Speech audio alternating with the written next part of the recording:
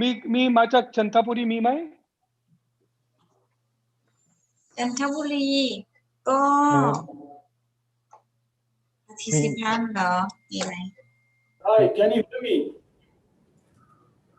Yes, Rohan. Yes. Yeah. Hi, good afternoon, everyone. And it gives an immense pleasure to have you all for this webinar. I, Rohan Deshpande, Associate Vice President at Crescendo Worldwide, welcomes Indian as well as Thai companies. I hope everyone is safe and doing well.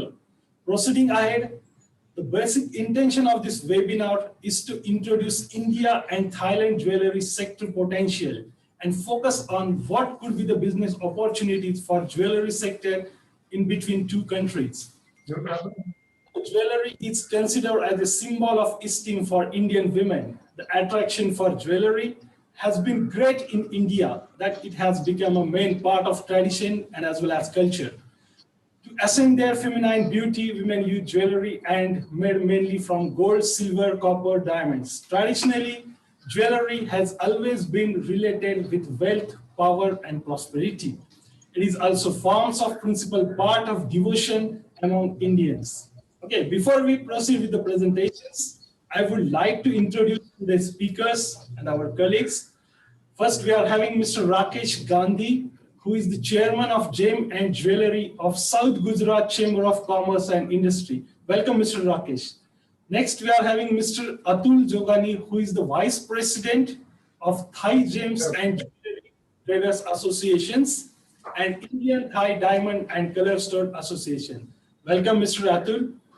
Next, we are Mr. Chaipong Nyongkis, who is the chairman at Changaburi Chamber of Commerce and Committee of GIT Thailand. Welcome, Mr. Chaipong.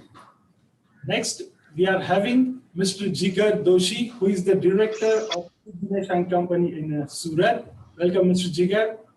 Next, we are having Mr. Chetan Narke, who is Honorary Trade Advisor, Thailand Consulate's Commercial Section in Mumbai.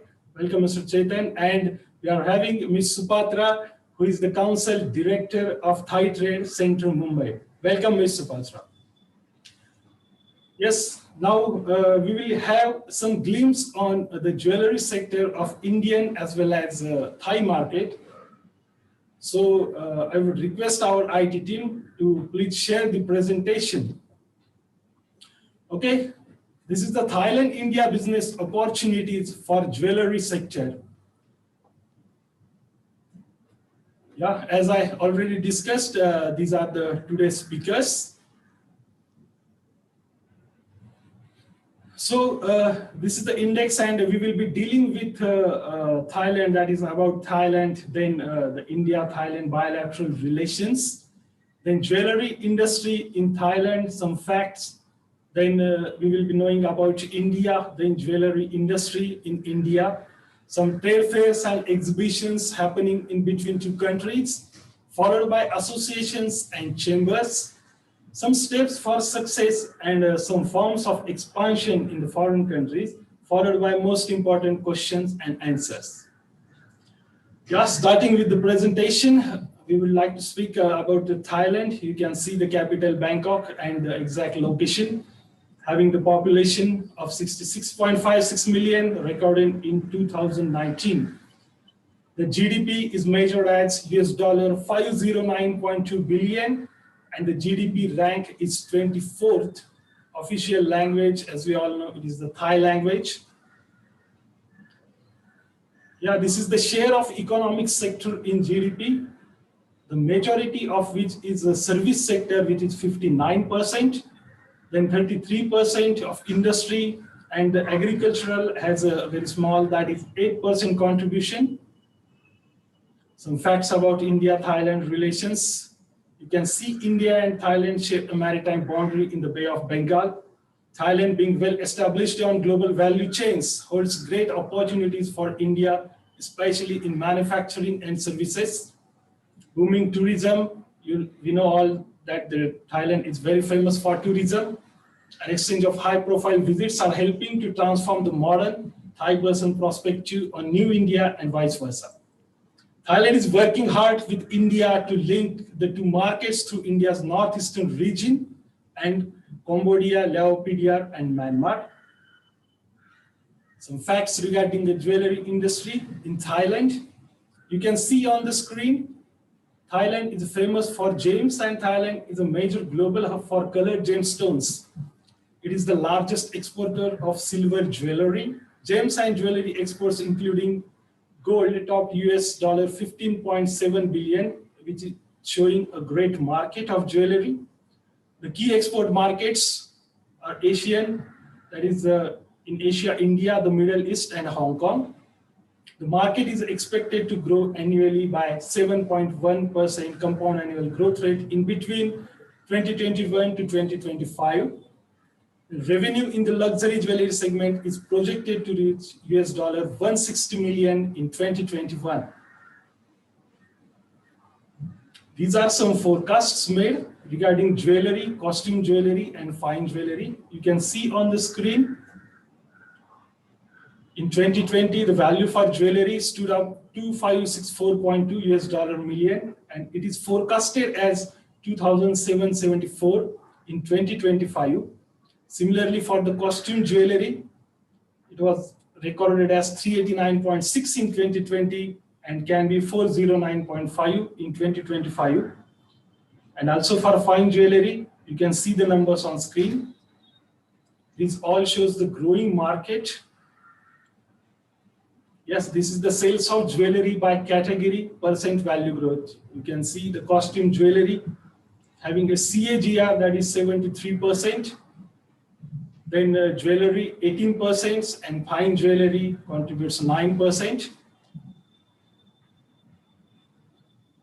Now some facts about the sales of costume jewelry by type. You can see from 2018 to 2020 how these are increasing. You can see for earrings, it is increasing from 30.7 to 31% in these 3 years. Similarly, for neckwear, it has risen 25.6 to 25.4. Similarly, for rings, 25.4 to 25.6. For wrist wear, it has changed from 10.5 to 10.7. And other sectors you can see on the screen. This is the sales of fine jewelry by type. This is the sales of fine jewelry by collection, which is basically divided into diamond and non-diamond. From 2018 to 2020, you can see the values in percentage. How these are increasing from 5.7, 5.6, 5.5, and also for non-diamond, it is changing from 94.3 to 94.5%. The sales of fine jewelry by metal, you can see on the screen. The gold contributes major, that is approximately 71%. Then silver 8.90%, followed by platinum, it is 4.70%. Then metal combination jewelry having 6.30%, and other sectors contributes 9.40%. Yes, these are the best places to buy jewelry in Bangkok, Thailand.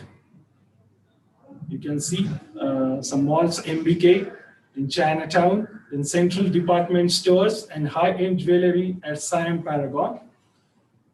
These are some best places. Also the Chatuchak weekend market, then Rock Me handmade jewelry. Jewelry manufacturers in Thailand. These are the famous, which is Chun Jewelry, then Spokes, Thai Jewelry Manufacturing Company Limited, then Oreo. You can see all the details on the screen. Then speaking about India, we all know the capital is New Delhi and having population 1.38 billion. GDP was measured $2.6 trillion, and GDP rank is the GDP contribution by sectors. You can see in India, the major sector is covered by service industry, that is approximately 55%, followed by industry approximately 30%, and agriculture approximately 16%. Jewelry industry in India, gems and jewelry industry in India You can see some facts on the screen. India's import of gems and jewelry stood $24.41 billion in financial year 20. In 2020, India exported cut and polished diamonds of worth rupees 18.66 billion, that is approximately 52% to the total gems and jewelry export. Next, India gems and jewelry export stood at $29.07 billion in financial year 20. India's demand for gold reached 690.4 tons in 2019. Its market size will grow by $103.06 billion during 2019 to 2023. It's forecasted the sector is home to more than 3 lakh gems and jewelry players. India gems and jewelry sector contributing 29% of the global jewelry consumption, quite a good percentage. Jewelry industry in India market forecast, you can see in 2017 this market was at $75 billion, and at 2025 it can be $100 billion. Its growth is majorly as 5.6%. Also, the volume of jewelry market across India from 2011 to 2021, see how this market is increasing, having the number of units also increasing from 131 million units to 511 million units. It is forecasted in 2021. Speaking about the composition of jewelry consumption, the traditional jewelry has a major part, that is 65%, followed by non-traditional wear, which is 30%, and fashion jewelry contributes approximately 5%. This is the segmentation under Indian jewelry. You can see the maximum percentage, that is 52.40% for cut and polished diamonds gold jewelry, followed by gold medallions and coins, which is approximately 34%, followed by silver jewelry, approximately 5%, then rough diamonds, colored gemstone, and others, contributing 2.60%. This is the share of various segments of gems and jewelry in total exports measured in 2018-19. The maximum export is of cut and polished diamonds, which stood 48%, followed by gold jewelry, it is 20%, then silver 7%, then gold medallions and coins, which is 4%, followed by pearls and synthetic stones, 3%, colored gemstone 1%, rough diamonds approximately 0.5%, and others contributes 17%. Speaking about the silver, this is the demand for silver jewelry in India. You can see the statistics from 2010 to 2019.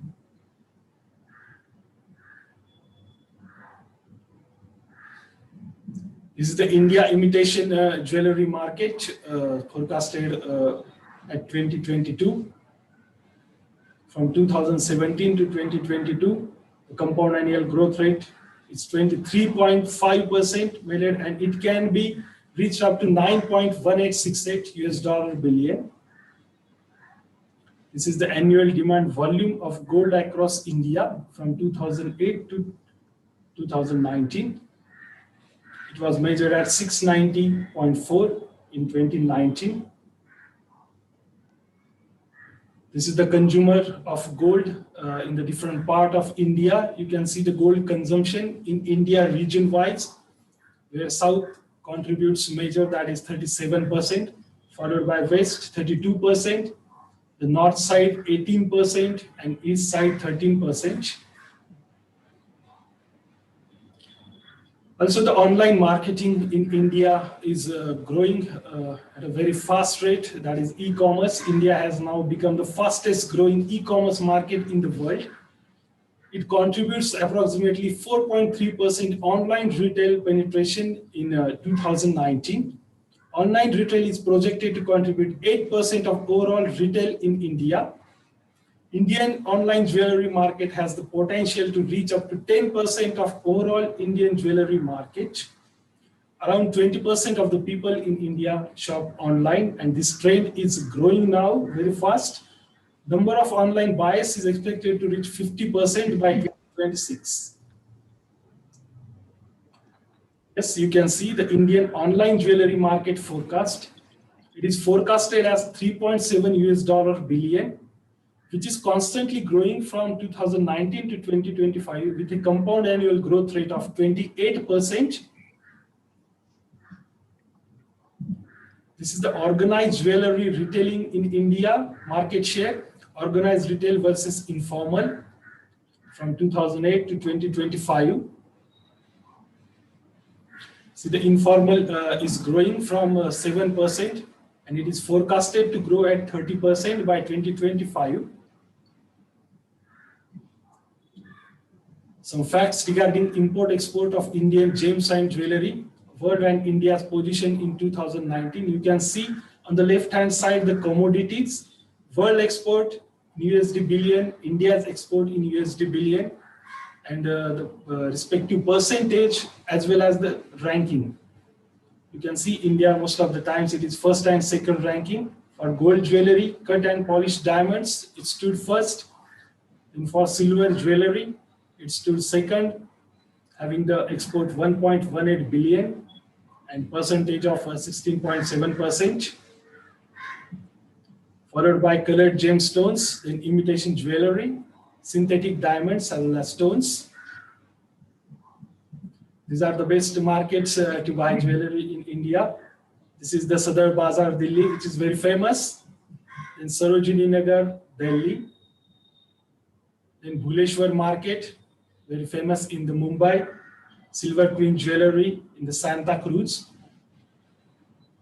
Also Bara Bazaar Market in Hyderabad is also famous for Begum Bazaar.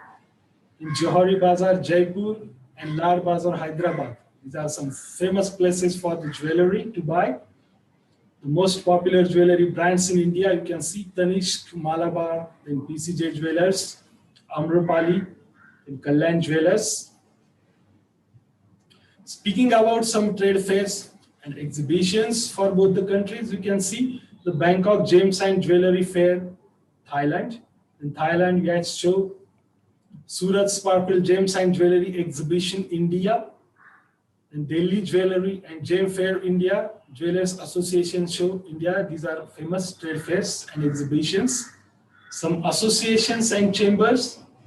You can see Thai Gem and Jewelry Traders Associations, Thailand.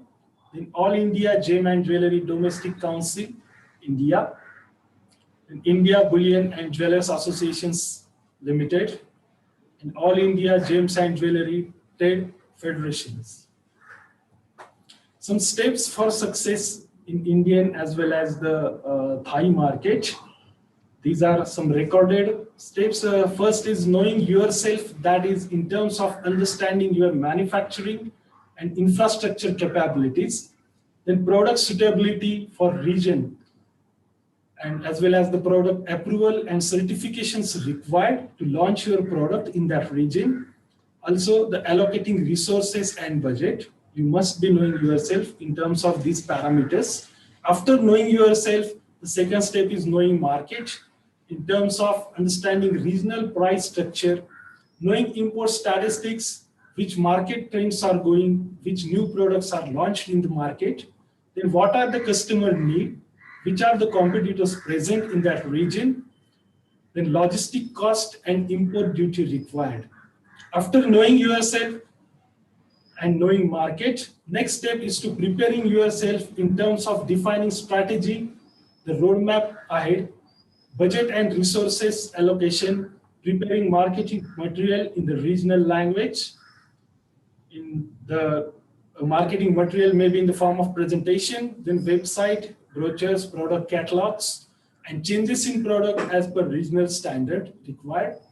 After preparing yourself, you have to approach customers, that is identifying potential customers, approaching to relevant associations and chambers, attending trade fairs and conferences to know more about the market, which market trends are going, which are the players, which are the competitors in the market. Also using social media for updates in digital lead generation and actual physical client meetings, etc. Some forms of expansion can enter into the Thai as well as Indian market as a store or showroom setup. Also, design, you can set up a design and engineering center there. Also, a small manufacturing unit. And for next is R&D center. Okay. Yeah, that is all from my side. Now I would request Mr. Gandhi to share his word of experiences.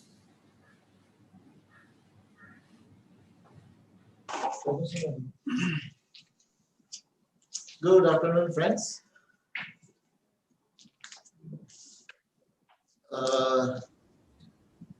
First thing I want to share that it's in this cabin, there's 25 members are there here, and I think so more than 50 members are participating online.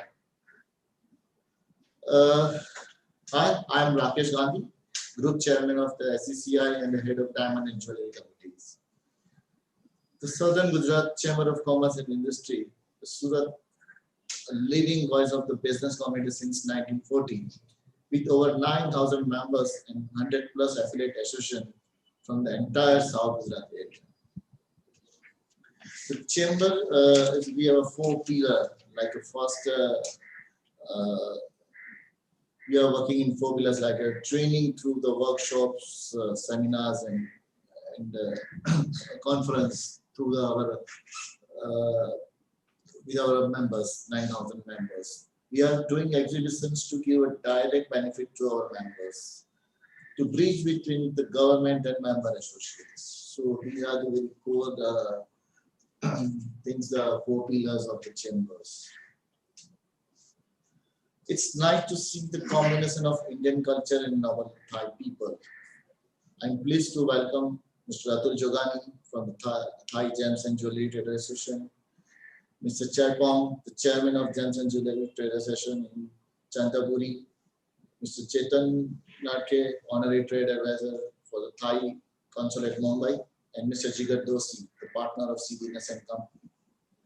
Thai Consulate Officers, SCCI Vice President, Mr. Ashish Bhai, Consulate Committee members, and webinar participants. Interestingly, Thailand and India have much more in common than it may seem. And the city named Surat, or the Suratan, is one of them. So let us try and build on this relationship, starting with this webinar. Surat is the biggest cutting center of diamond in the world, and Chantapur is the biggest center of color stone. So any high-end jewelry or design jewelry require both. I envision Thailand and Indian entrepreneurs coming together to help each other rise in the jewelry sector and establish themselves as a market leader. Indian Jewellery Hub required trade center for exhibition. SCCI have the biggest indoor exhibition SC hall in India. SCCI has been doing B2B exhibition named Sparkle since 15 years with the support of Gujarat government and GCPC. We want to welcome Thailand jewelers to participate or visit this year in February 21 if the COVID situation is permit us. One more thing I want to share with my friends is that the biggest diamond office complex in the world called the Surat Diamond House is opening soon. Construction includes state-of-the-art safety and security features. SDB has 4,500 diamond trade office with all facilities which are required by the diamond trade like customs, bank, cafeteria, and much more. Thailand traders can book offices in SDB to promote their products. Today we are going to listen from our expert team about opportunity and challenges to enhance mutual trade between India and Thailand in diamond jewelry cluster. If we want to the biggest market share in jewelry industry, there are some challenges. We need to overcome like government, trade policy, labor policy, marketing, bank finance, and more. So before I hand over to Mr. Atul, we have our Vice President, Mr. Ashish. He want to share some words. So, Mr. Ashish Gujarati.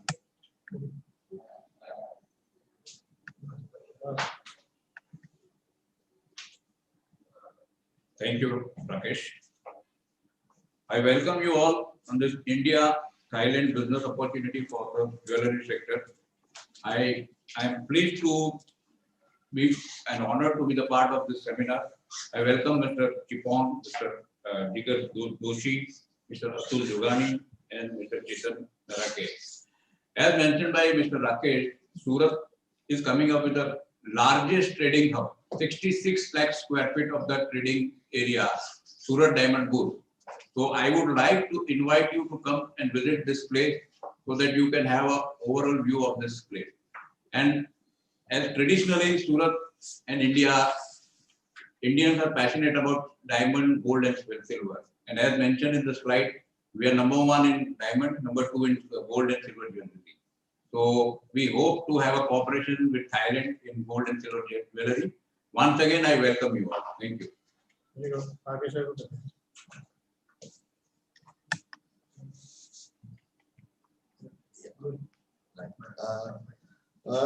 I now want to invite Mr. Atul Jogani to share his thoughts. Sawasdee krap, namaste, and in Gujarati I say kem cho.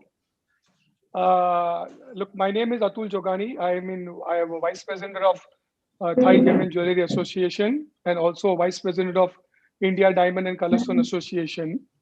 Luckily, I was involved in framing the FTA between India and Thailand in the jewelry sector way back in early 2000.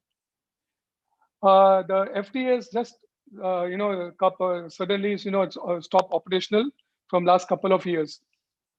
We need to start this FTA we need all the trade bodies and the governments and all the association need to work on this to start this, bring back the FTA again between India and Thailand. I want to share some important, advantage of having the trade relation between FTA between India and Thailand. I live in Thailand from last 35 years, and Thailand has an FTA with many, many countries. It has an open business policies with many countries. They open boundaries with many countries. Now, if India has an FTA with Thailand in the jewelry sector, then Indian jewelers has accessibility to more than 1.8 billion people. If you open a factory in Thailand, you are accessible with the FTA, accessible to 1.3 billion people of India, and you are accessible to 700 million people of ASEAN. Thailand have zero duty. You can move goods within the ASEAN without any duties and without any problem. So if the advantage of you having a factory in Thailand has an advantage to have 1.8 billion people, duty-free, tax-free people accessible. So we need to work on this, how to get this, how to start this retrieve FTA. As far as I know, the Indian local market is more than $30 billion, the jewelry market. And when the FTA was stopped operational, Thailand used to just export $400 million to India. It's just a few drops in the ocean of Indian-Thailand market, Indian jewelry market. So Thailand is going to complement India. Thailand is good in colorstone and in craftsmanship. India basically is a diamond cutting factory, a diamond cutting center. All the jewelries in India, basically, if you go to see, is white. We have all the white jewelry is only use of diamonds. And we only wear white in our culture when there is not a good occasions. So, and our culture is very colorful. India is a very colorful culture. And I always, on my platform, I always say, since our culture is colorful, why don't our jewelry be colorful? And Thailand can play a very important role in bringing colors to the jewelry market by bringing, by supplying color stone to the Indian jewelers. And then bringing colors to our jewelry, which is as good as our culture. And plus, by adding color stone, you can also make the Indian jewelry affordable for all the people. So we need to work on this, how to retrieve this. In today's world, we don't need to create boundaries. We don't need to, we need to open boundaries. We don't need to close boundaries. So I request the GJPC, Southern Chamber of Gujarat, DITP, Thai government, Indian government, Thai Gem and Jewelry Association, even my association, Indian Diamond Color Association. We need to work on this and how to bring back the FTA between two countries. As I said before, the jewelry fraternity of India and Thailand need to work together to fight other luxuries, which are taking our market share. I mean, other luxury means watches, bags, and all these things. We need to unite together and fight together with other luxury market rather than fighting among two countries. So we need to work on this, and just 1% of people, if just one, when the FTA was stopped, maybe because some reason, maybe some 1% of the people might have taken, wrong advantage of the FTA. So it might have stopped. So I think the government have to work on this and not try to close the FTA because somebody makes 1% of the people makes mistake, but we need to we need to bring in checks and checks and error. We need to bring checks and systems by which we can control and see that the FTA works in a very good way.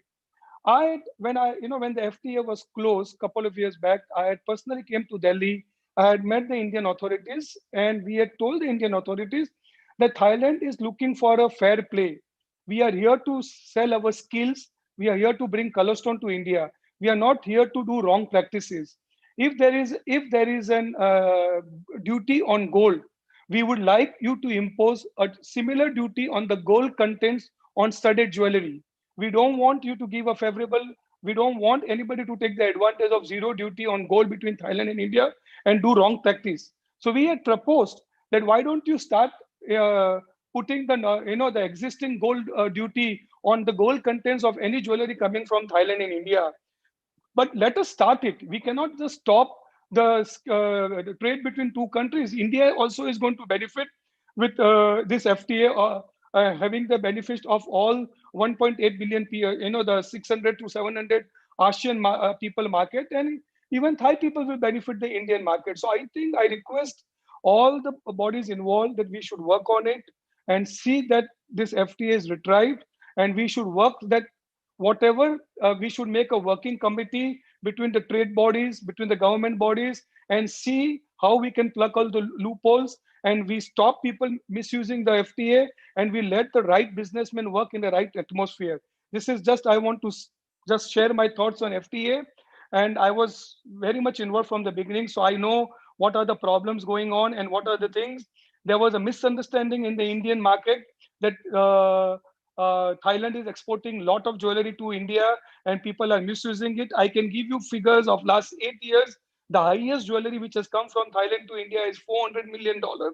And out of this, $180 million was studded jewelry and $100 million, more than $100 million was gold jewelry. So I don't think so there is a volume which can hurt the Indian market and which can hurt the Indian market of 25 to $30 billion.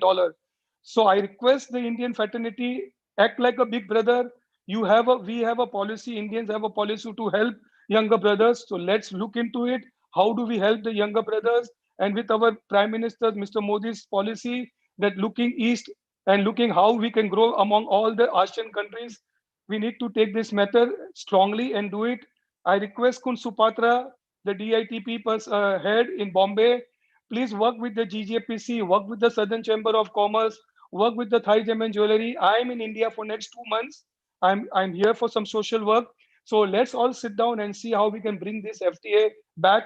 And India, like how Surat is a diamond hub. Lot of jewelry companies from Thailand can come into India to source their jewelry. Similarly, lot of jewelry companies from India can come to Thailand to source colorstone. And with we have some advantage. India may have the advantage of the trade embargo going between certain countries with US. India can import colorstone and stud it in the SIP zone and the other free zone and export to America and the other markets where the trade embargo going. So I think it's a win-win situation for both the countries. We should not waste time. We should work on it, and let's see all of us bring back this FTA together and let the jewelry fraternity take the advantage of it and grow with it. Thank you very much. Thank you so much. Thank you, Mr. Atul, for your valuable inputs, as well as I would like to thank Mr. Gandhi as well as Mr. Ashish for focusing some facts regarding India-Thai relations and jewelry market. Thank you so much. Now I would like to invite Mr. Chaipong to have some word with us.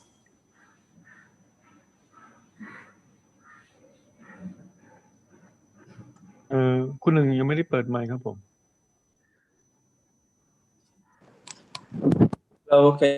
ครับผมได้ยินครับ yes you are enabled ตอนนี้เสียงเงียบไปอีกแล้วครับคุณหนึ่งครับโทษครับ Okay, โอเค better. ครับ Can you hear me? ได้ครับ Okay. Hello, everyone, and very nice and very pleasure to be here. First of all, I will introduce myself first. My name is Chai. You can call just Chai, and I'm chairman of Canterbury Chamber of Commerce, and also the committee of GIT, which is the one of the biggest the public association in Thailand. I also are the vice presidents of James and Jewellery Canterbury Association as well. Also, I would like to thank the ITP to invite me here in this seminar and explore the opportunity of the business between Canterbury people with Surat province and also the Indians. So in order for you guys to get to know the more information about Canterbury city, I don't know how many people come to visit Canterbury before. I would like to say that we are about 3 hours from Bangkok, and we are quite a small city. We have just only about 600,000 people in the city. However, we can claim that we are the biggest color gemstone manufacturer in Thailand, or maybe in ASEAN. The reason is that because all over the year, about $1,200 billion, $1,200 million a year that have been being claimed that is the total market of color gemstone that come from Canterbury. Is about 80 or 90% of the total export color gemstone of the Thailand market. So we can claim that we are the biggest market of the color gemstone as well. The more constraint and competitive advantage of our Canterbury is that we have about 2,000 entrepreneurs who are doing the cutting, who are doing the gemstone factory in Canterbury. And we have like the very special craftsmanship about the color gemstone, about 10,000 people in the city. Also, one of the main interesting thing is that a lot of business persons in Canterbury have been shipped from doing the trades, only gemstone, operating the jewelry shop as well, because they want to enhance and also create more value of that gemstone. So I think in terms of not just sales, color gemstone to Indians, we are also a great place for the Indians market to sell the diamond as well. The thing is, and more interesting thing, right now, actually we have a lot of Indian people that's come to trade and also purchase the gemstone in Canterbury province. We have the biggest trading market open on Friday, Saturday, and Sunday every week, and it's quite slowed down because of the COVID. But if it's not COVID, we quite have the crowded people, and a lot of traders around the world come to trade on this weekend. Moreover, as I heard, the problem about FTA and more interesting in the Indian market, I think there are a lot of opportunity of the business persons, of the jewelry or gems trader of Canterbury people can help you guys to bring more value to your jewelry as well. Because as Mr. Atul say that it's not have to be only white jewelry. The color jewelry also very, very compound and also very traditional of the Indians behavior. So I think that Canterbury would like to be more collaborate with all the people and businessmen from the Indians, especially from Surat province, who is very specialized on the diamond and also the jewelry. And we think if we have more collaboration together, we can create a lot of opportunity in business, especially in jewelry business field. And right now, the ITP have been creating the one platform, which is the sister platform that can help you guys to connect together. It's called Global Linker. This platform is very interesting, and I think if we can use and utilize this platform very well, I think not we have to be in traveling. Even though in the COVID situation, we think that we can create more opportunity in the business as well. And today is a very great opportunity, and I think it is one of the starting point that we have more collaboration together between the city.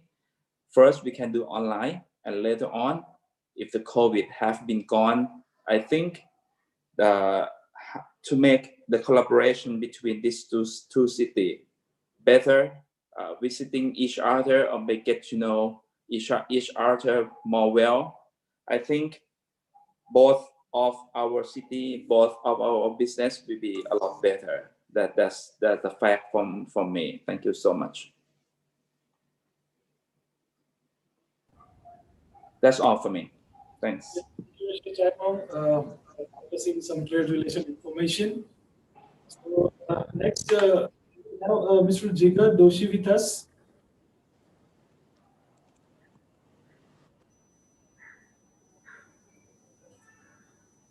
Next, I would like to invite Ms. Supatra.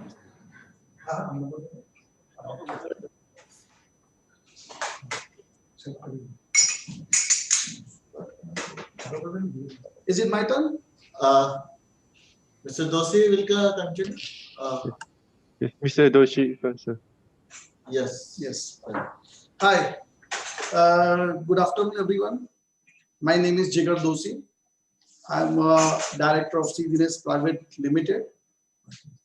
I would like to welcome Mr. Atul Jogani, Vice President of Thai Gem and Jewelry Trade Association and India Thai Diamond and Color Stone Association, Mr. Chaipong Nyongki, Chairman of Gems and Jewelry Trade Association in Chanthaburi Province, and Committee of GIT Thailand, Mr. Chetan Narake, Honorary Trade Advisor, Thai Consulate Trade Section in Mumbai, President SGCCI, Sri Dinesh Bhai Navadia, Mr. Rakesh Gandhi, Chairman of Gem and Jewelry Committee, SGCCI,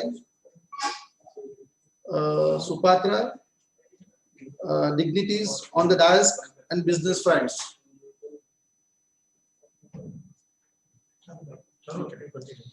India and Thailand have had very long and friendly ties for decades. The gem and jewelry industry is one of the key segments in which we can work together and enhance our trade. Thailand's gem and jewelry industry is excellent and very promising and have been internationally recognized as being at the front for.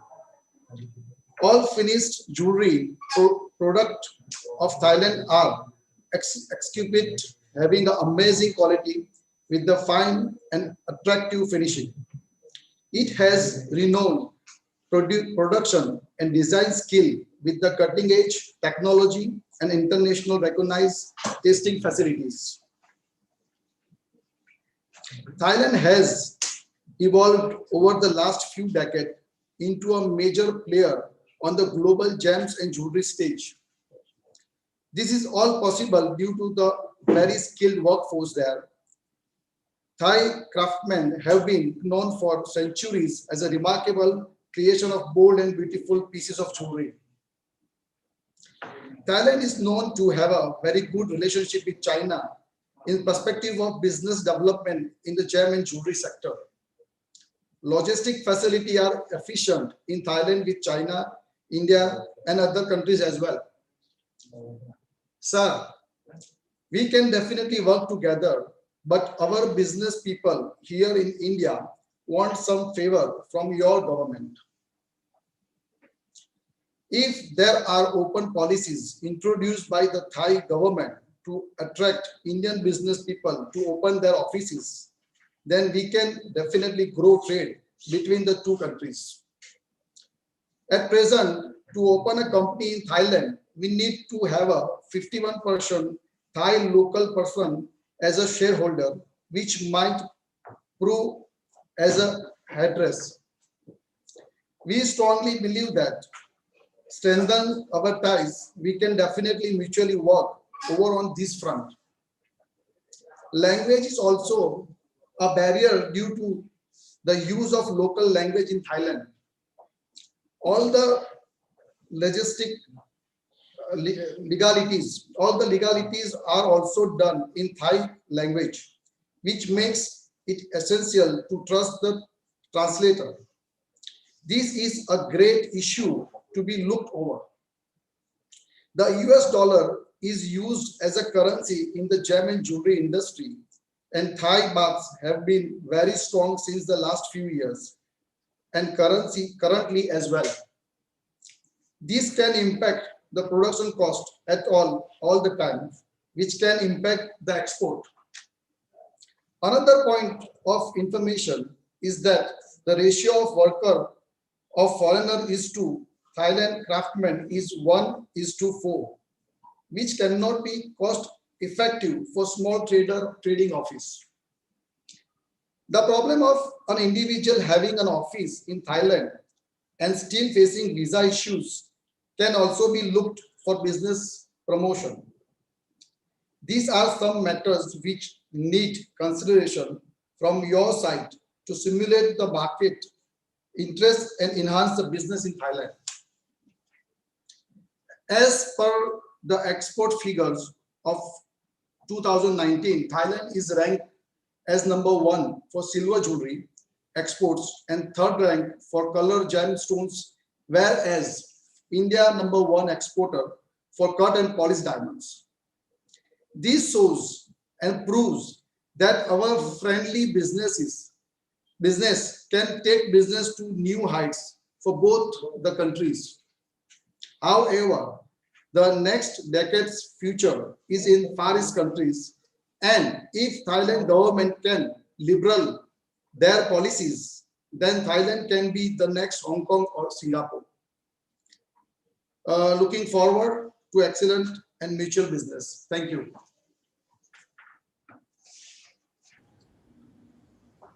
Thank you, Mr. Jigar, for some facts regarding jewelry sector, as well as what are the problems both the countries are facing to establish a business.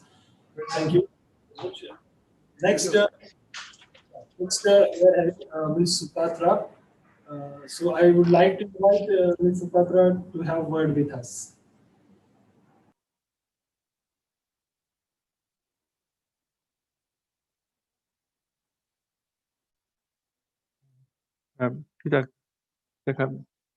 Kun Supata, you have to unmute yourself. Yes, sorry. I'm sorry. Oh, wait, okay. Mr. Chetan is not there, right? No, unfortunately, he couldn't join now. Okay. Thank you for the question notes. India and Thailand are well known as the hub of gem and jewelry production. I'm sure that COVID situation will gradually improve within this year, in which the liquidity of consumer would encourage their spending. Looking ahead into the coming year, I think it is a good time that we should look back and strengthen our trade relationship. India and Thailand have many common potentials in their gems and jewelry, yet can complement to each other's strength. While India is specialized and well known in diamond jewelry, especially Surat, Thai counterpart could collaborate by adding value with gemstone with skill in design and handcrafting. I agree with Mr. Jogani in his view that we cannot close or stop FTA, but we could have utilize it to get benefit for both sides and bring both countries to get win-win from mutual trade and collaborations between our industry in diamond, gold, and gemstone. It is understandable that India had to be careful in opening domestic industry, but subsequently it is clear that Indian producer and exporter can benefit from bringing and adding value from jewelry import from Thailand, in which the import from Thailand is worth only around $670 to $700 million, while the size of India's jewelry industry had a size around $25 billion. It is a drop of water in the ocean, and it is the drop that benefits India's industry and export. India and Thailand should thus work more closely like sister cluster or family, and we should not neglect this collective potential that we could share. Meanwhile, our government should facilitate more utilization of the trade agreement, the FTA, including the gold jewelry, so as to strengthen and benefit from our supply chain. To encourage closer partnership, Thai Consulate Commercial Section in Mumbai create an online platform together with Global Linker, an Indian digital startup, in order to provide a comprehensive service to our related stakeholders, including manufacturers, exporters, importers, trade associations, specialized institute or university from both sides, to come together on a common stage to communicate, cooperate, and control good B2B relationship between business people from both countries. We encourage all participants to sign up and showcase your products into our online community of Circus.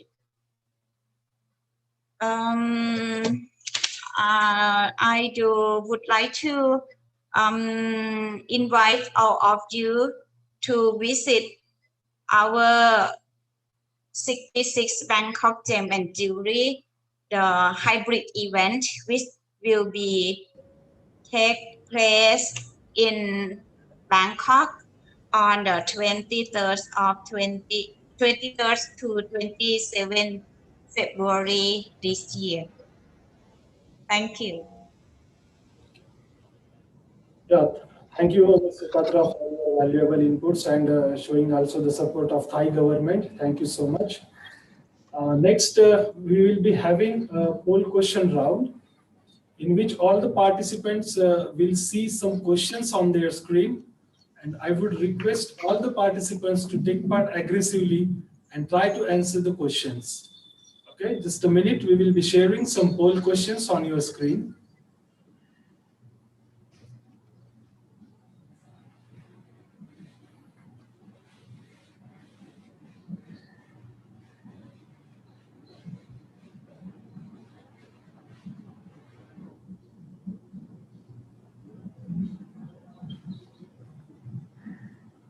Yes,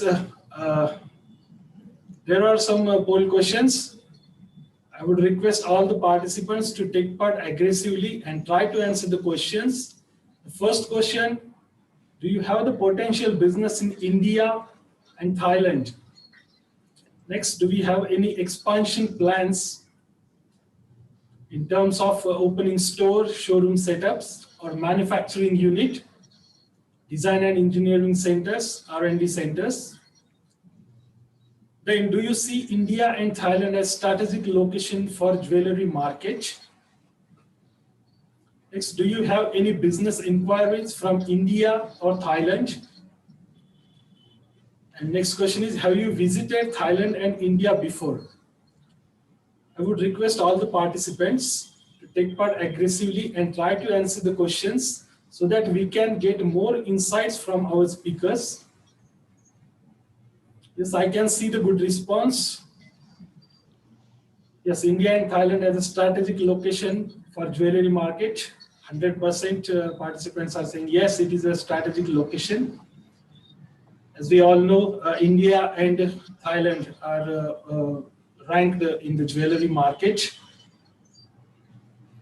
Yes, 83% participants are saying yes, there is a potential business in India and Thailand. 46% have the expansion plans regarding stores and showrooms set up there.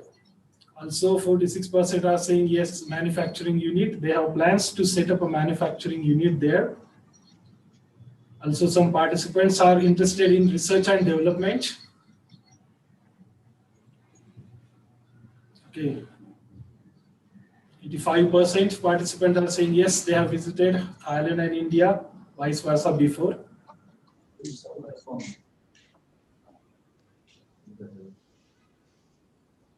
Yes, some of are interested in design and engineering center there. So I would request all the participants. Hello. Hello. Yes. We have some question from our audience. Can I ask? We will be having a question and answer round after the whole question round. Okay. We are having only 5 seconds. After 3 minutes, it will be automatically closed. Yes, thank you all the participants for taking part in the poll questions round. I would request our IT team to stop the live session and